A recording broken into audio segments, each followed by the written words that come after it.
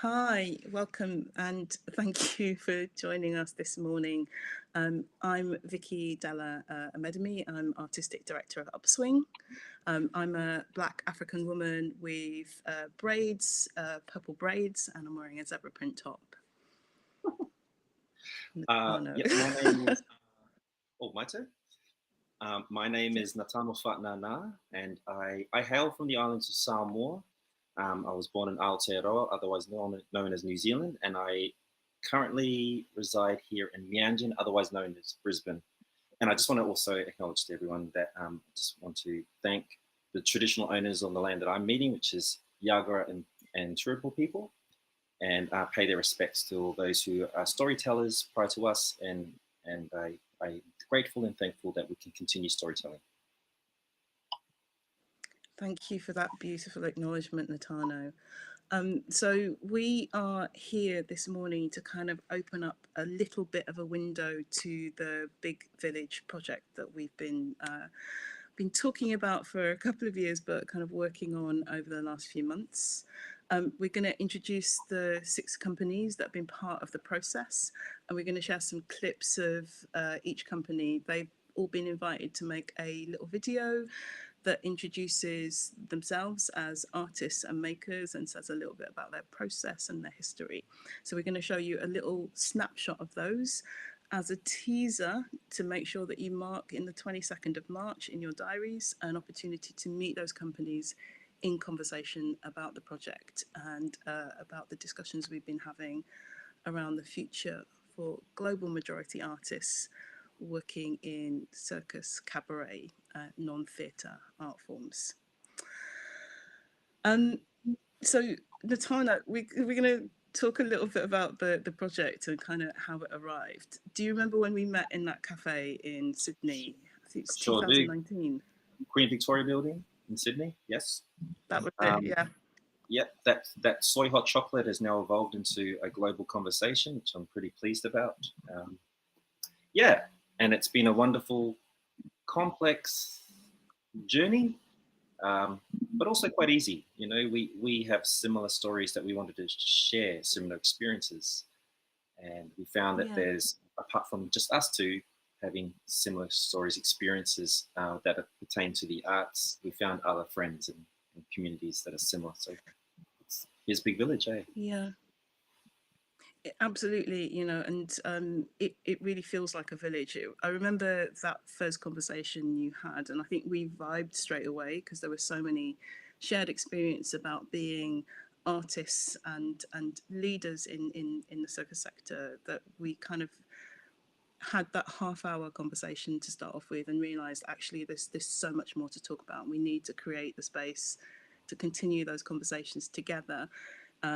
Think about um, the opportunities of sharing knowledge, but also potentially the creative opportunities of having that exchange. And it's expanded now in this iteration that was kindly supported by the British Council as part of their Australia UK season to enable us to have a conversation with 3 companies in the UK, including Upswing, and 3 companies in Australia, including Casus, and just going deep. We're both coming out of a conversation that we had with the group this morning, so I think we're still both kind of vibing and reeling and invigorated by this morning's talk. So, what we wanted to do today was to kind of share and introduce the companies that have been part of the process with the wider world. They've, as I said, they've all been making these little short films. We're not going to show the whole film. You will have to go over to the Big Village webpage to find the links to the full films so that you can really get to know each of the companies. But we're going to share a little snippet of each. Uh, and I think we're going to, if I'm allowed to, we're going to start with a short film from Upswing. So this is a film that we made recently to share a little bit about the history of the company. Upswing is a company that I founded in 2006 and has been making and producing work and doing sector development in the circus world in the UK for a number of years. As a short snippet of the film, there's a little sign at the bottom of the screen, but we've captioned each film. So if you're watching on YouTube, please make sure you turn off your closed captioning so that you can enjoy the film without two sets of captions underneath. But I think if we load up the first film, it'd be great to see. I'm probably not going to watch it because there's a lot of me talking.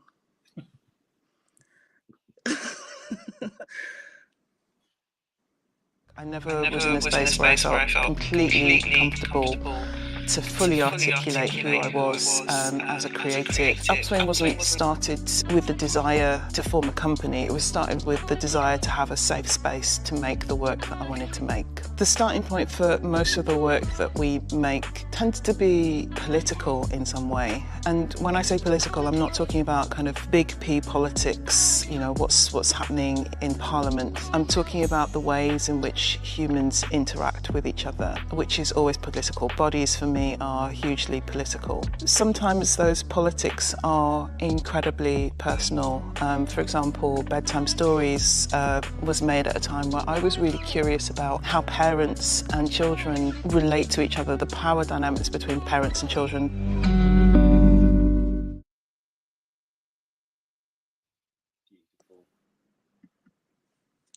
Thank you. It's always so funny to see a retrospective of your work, but you're going to experience that now, Natano. We're going to show a little clip from your film, from Casus.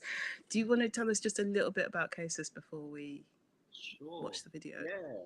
So our little company, Casus Circus, we just turned 10 not so long ago. So it's quite an interesting decade that we've had.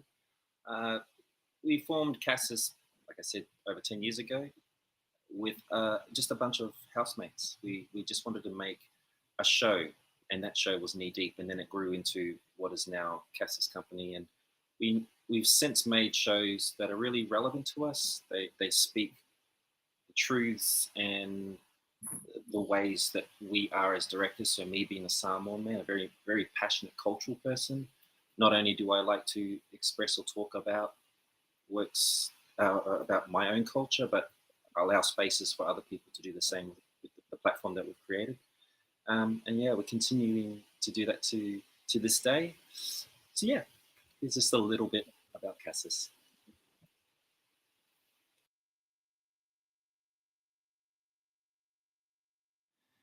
And it's an exciting thing knowing that we live in a day and age where people want to hear about culture. People are yearning and hungry for different stories and different ways of telling. So I think the marriage of culture and ancient and ceremonial kind of practice and storytelling married with contemporary circus is an exciting thing. Here are a couple of examples of our work.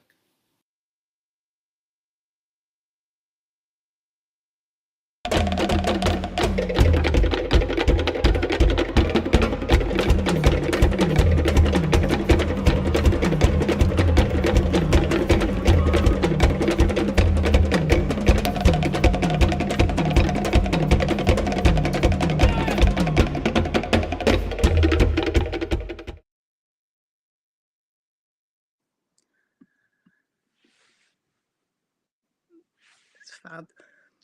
Natano, that was that Auntie Fiafia's night? Yeah, that looked so exciting, so much fun. Can you tell us a little bit about that piece?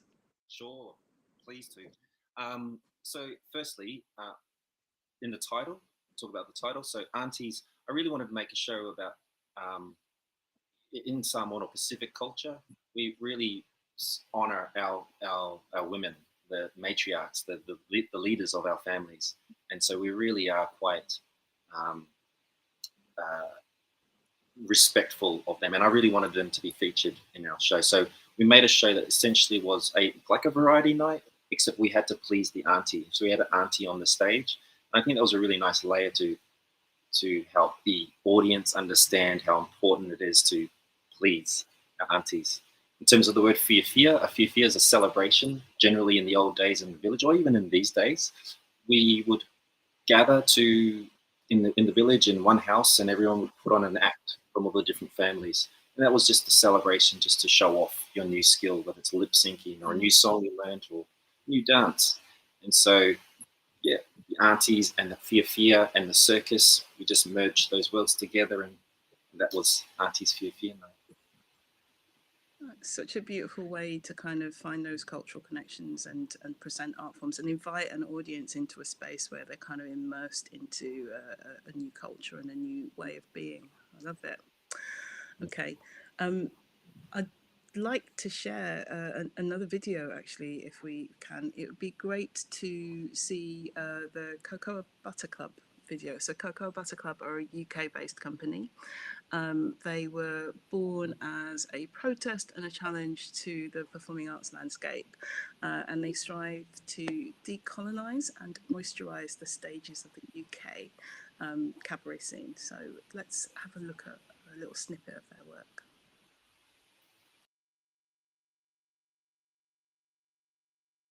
There's an audience we have that keep coming back, and what makes me really upset is the people who are in their 40s, 50s and who are in. There's an audience we have that keep coming back, and what makes me really upset is the people who are in their 40s, 50s and 60s who keep coming back, because up until now they've never seen bodies like theirs, you know, the same colour as theirs, doing the things that they're seeing. In their whole 40, 50 or 60 years of life, they have never seen a black burlesque performer live. They've never seen a black sword swallower live. They have never seen a South Asian male belly dancer live. And that breaks my heart, that all these wonderful imaginative crafts that allow us to have escapism are all inherently given to the white body. And also it's just such a part of our culture and history. If I kind of take it to the top level and not even stop at our Caribbean or African descendant heritage, but take it all the way back to our African descendant heritage, we were born singing, dancing, humming, clapping, and these are things that we're really good at.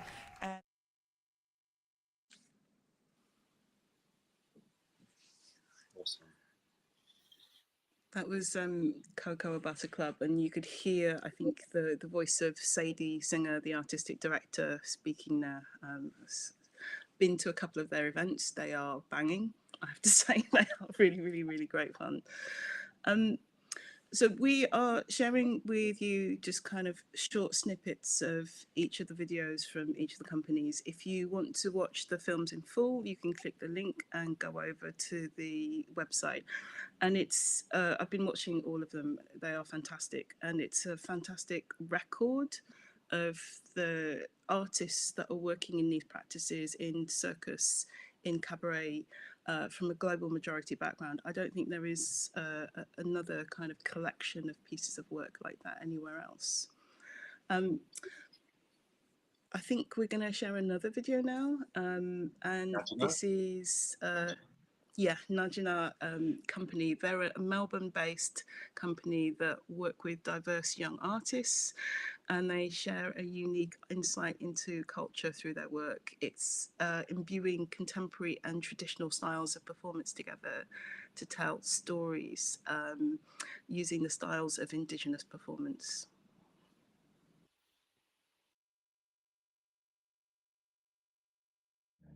All we do simply is to put the people with cultural backgrounds and identities in positions where they can make work that they believe in, and inherently that work is cultural.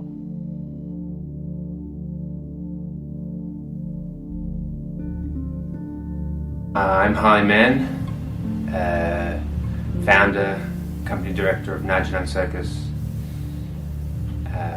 I'm a Waka Waka man from Queensland way, and I've been a circus performer for most of my life. I started out when I was 5. I discovered circus. As I grew and grew up as a person, I started to really uncover what it means to be a circus performer and a creative maker, and kind of delved headfirst into the art form.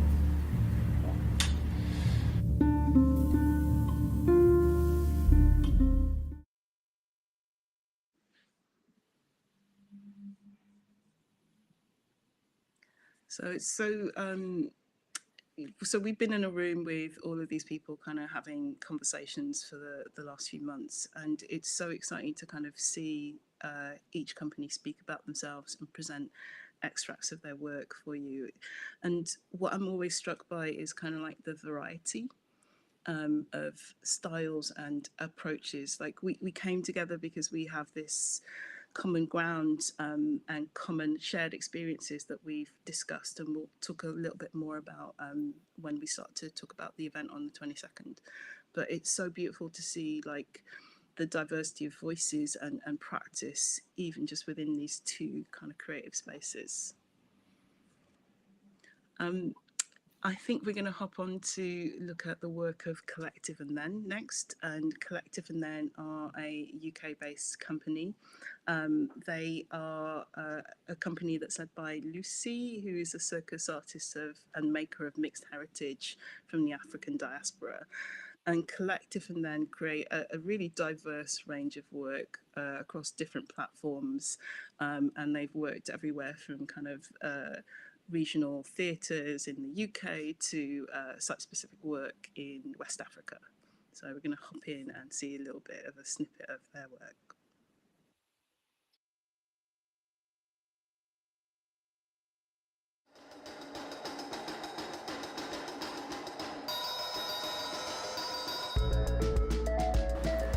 It has many limbs, many eyes, many voices, and many qualities which we don't have the vocabulary for. This monster has roots, much like a network of mushrooms that have spread themselves wide across the world.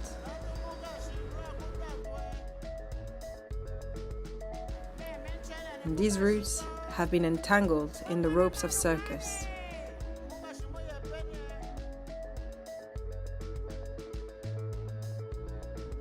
But have also grown into other realms, such as fine art, theatre, and activism.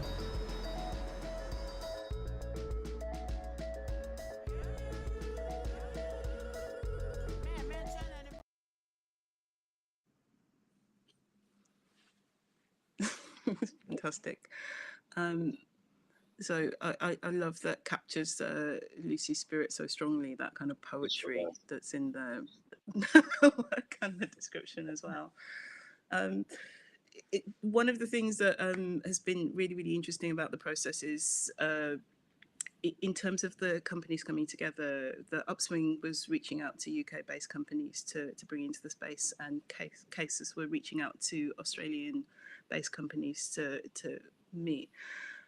One of the things I found quite interesting about it is how actually we were expecting a lot more challenges are kind of coming together across different cultures. It's been a really, really interestingly easy meeting point. Oh yeah, there's definitely been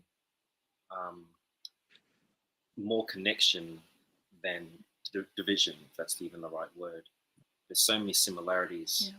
One of the basic ones is, how passionate we are about our cultures, certain groups and communities, and and the importance of having our stories told our way. Absolutely, that kind of sense of autonomy that each company has, that kind of each carved out a space to make the work that they really want to make authentically to their own voices, kind of a word we've used a lot, unfiltered by any other lenses than the lens of those makers. We're going to share the last little clip, which is from House of Alexander. House of Alexander are, in the name of Alexander the Great, House of Alexander are a pioneering ballroom and house group that are based in Brisbane.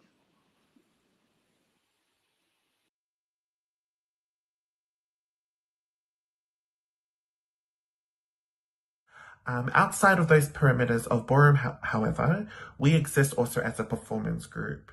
I individually am a multidisciplinary artist, and a lot of our house members also come from many different practices.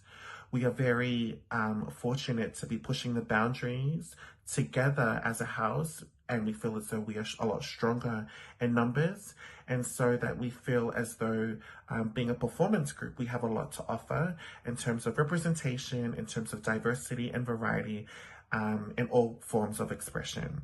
If you'd like to see more, this is the House of Alexander, both in and out of ballroom, and I hope you enjoy.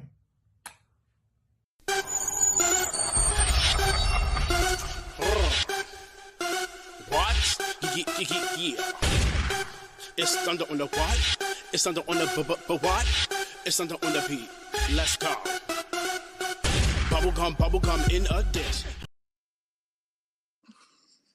Let's just get into that. That is, I know that's one that you need to kind of watch with the sound on full, because it is absolutely, yeah, it's really cool and really swish. So those are the 6 companies that we've been in the space with over the last few months, kind of having these conversations and these exchanges of practice. And I think the starting point was this idea of creating a space that was for global majority artists only, to be able to just kind of understand each other's contexts, understand each other's practices, to see what was shared, to see if there were kind of any shared experiences, and to learn from each other, and to kind of start building a space where we might build trust with each other, leading towards maybe future creative collaborations. And I think one of the things for me was, like, I remember in our first conversations that we were talking about our very, very different contexts, the different contexts in which we operate in. You know, and even like the fact that our language of diversity was really different. I define myself as a Black African artist, a Black artist, but Black means something completely different in your space and your context. And just, you know, those starting points for kind of being able to reflect on similar challenges but in different contexts, and starting to understand what was what across those contexts we could learn for each other, what was kind of the systematic challenges that were the same in both spaces, and what we could learn from that. I don't know. And I mean, even the word was it global majority, that's a new term to myself, and I think even Australians, we're not quite familiar. Actually, can you, for those who are listening or watching, explain what global majority is? Yeah, I think, you know, we're still kind of reaching for language, and the challenges with that language, we're trying to bind together a lot of different experiences and identities. And, you know, global majority essentially was a reaction to the phrase ethnic minority, actually recognizing that Black and brown people are not the minority on the planet. We actually are the majority if you look across the global picture. It still has some problems and some challenges around it, because it still does that thing of kind of trying to push us all together into one shmush. You know, and we're all really different. I think it's really fascinating looking at the videos of makers kind of working with similar forms, you know, cabaret and house, and the space that Cocoa Butter Club and you could say House of Alexander occupy is similar, but the way that they occupy that space is completely different. Upswing and Cases, we're both circus makers, but the way that we make work is completely different. You know, there are lots of synergies and crossovers, but we have we have unique identities in the work that we make. And I think the challenge with terms like global majority is the sense that if you are not white, you're somehow similar and comparable. Yeah. We've got to change that. We've got to change that, you know, and part of kind of having this collection of the films of each company's talking about themselves in their own words, I think is a step in that direction, because you can really see actually we're all completely different. We share Yeah. similar challenges, but the way we make work is completely different. Amen. Looks like we have a couple of questions. Amen to that. Yes. So I'm going to give you the first question. What was most important to say and demonstrate through your film? Well, through the film, there's so many, but I guess this work, at least the most recent work being Anti-Sphere Fear, was one that was somewhat autonomous. So although it was a white organization, a festival that commissioned us, all the creative team, all the creative sort of management and governance was by me, because I was the Pacific Islander. And so it might not seem that great a deal, but it is for us. You know, rarely are we in a position where the director is of that culture. And I'm Samoan and Pacific Islander, so therefore the show was about Pacific Islander culture fused with contemporary circus. So yeah, that was what I really wanted, which was like, yeah, we got to make it work on our terms. You know? And a cultural protocol was in place, and it was done with all that realness. Yeah, no, it's fascinating because every conversation that we've had, we've started with that acknowledgement in the space, and it's been such a real anchoring force to kind of make us understand the contribution of different communities to the way that we live right now. That I've really enjoyed that kind of holding to culture in the space, and in your sharing of culture in the space. For Upswing's film, I think what we were trying to articulate a little bit about the history of the company, but much more about why we make the work that we make, and why we make work with circus, and why we make work in public spaces as well as in theatres. I think a lot of those choices have been kind of influenced by my personal experience, kind of not coming from a traditional theatre background and going into an art form that is kind of doesn't sit within traditional theatre structures. And the UK context is when you're talking about performing arts, it tends to be very theatre focused. So really wanted to articulate our why of being, and why we make work that goes beyond the expectation of circus, which is often it's just spectacle. Actually, for us, it's a lot more. Yeah. Do you want me to ask you the next question? Yes. Are you planning to make a show all together? Because that'll be brilliant. I reckon. Oh. I reckon. I think right now where we are, it would be impossible not to. So you know, there is a creative link already between us when we met, and there is a plan. There is a plan in place. But I would even be looking for support. Yeah, we're looking for support, always looking for support. But I would even go as far to say that we were interested in that coffee over 2.5 years ago, maybe 3 years ago, at that cafe. We were talking about collaborating together, because immediately we realized that we have similar wants, needs, and creative similarities. So we wanted to see what that collision looks like.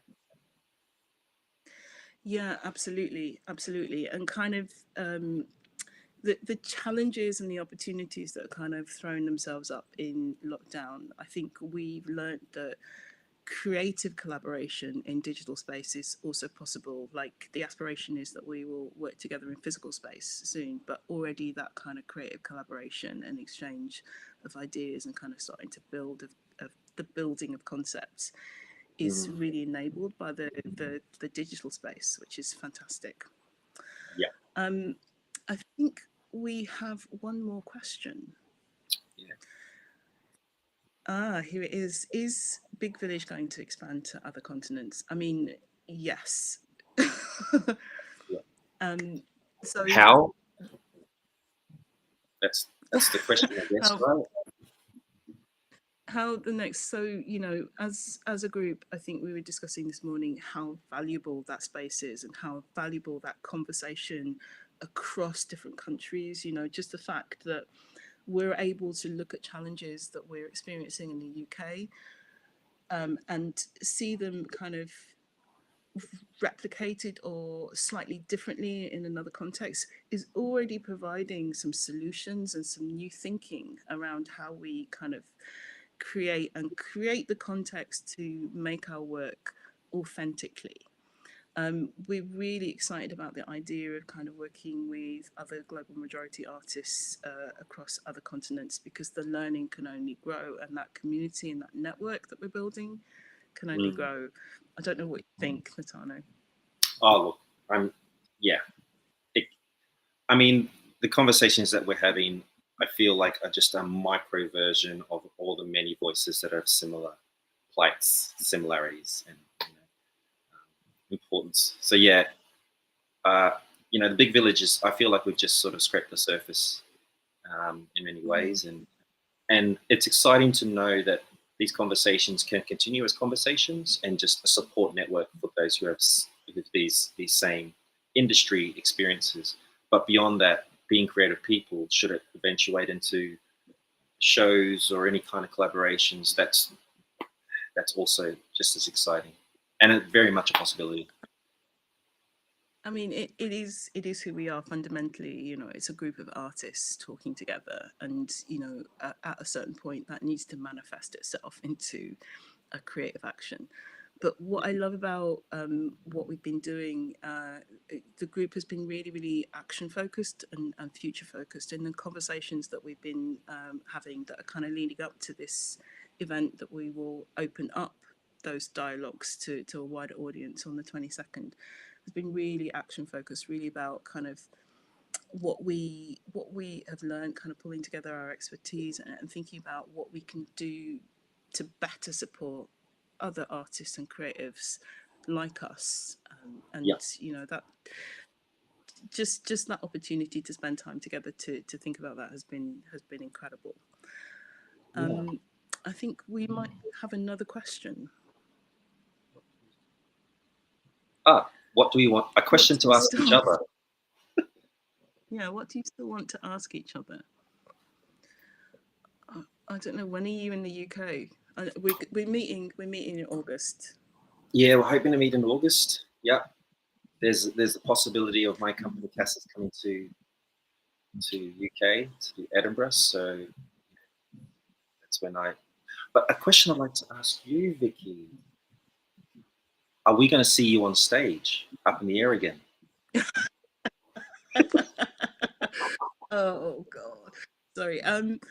Do you know what? I've been thinking about that during lockdown, like having time to be at home and train and kind of feel fit again. I think it's that conversation we were having earlier about that evolution as performer, that circus was always my primary vocabulary. So I thought I could never go back on stage without kind of using that primary vocabulary.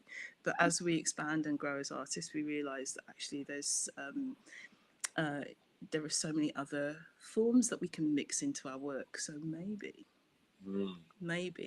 probably would do some light aerial, but not to the level that I used to perform. I know that you've been back up in the air. Well, yeah, I wouldn't say up in the air. I would say 2 meters. I'm working towards. Well, Knee Deep, which is our very first show, is actually 10 years old. So as an anniversary special, we're doing Knee Deep as part of Circfest in Brisbane in April. So yeah, I've been training again. It's kind of scary, but you know what? This 45-year-old Samoan guy's got it still, I reckon. Absolutely. And you know what? I've made a lot of work kind of reflecting on where older bodies sit in circus. So maybe I'm reaching the point where I can be one of those older bodies as well and see what. Yeah, maybe that can maybe slip that into our show. So this was an opportunity for you to meet us, to meet the companies that have been part of this conversation. We are going to point you in the direction of the event that we will be doing on the 22nd. Please visit the Big Village film page so you can watch the full films and get to know the companies a little bit more about their work and their practice.